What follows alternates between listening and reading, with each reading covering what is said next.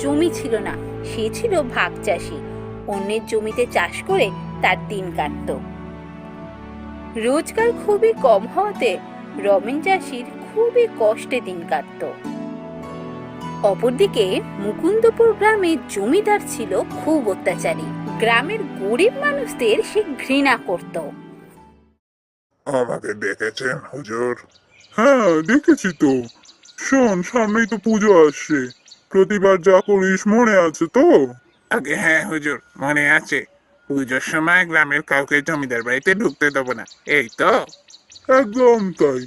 এই গ্রামে এই একটাই পুজো, তাই সব কটা এসে এখানে ভিড় করে। আমি একেবারে চাই না যে ভিখিরির দল এসে এখানে জুটুক। ঠিক আছে হুজুর, তাই হবে।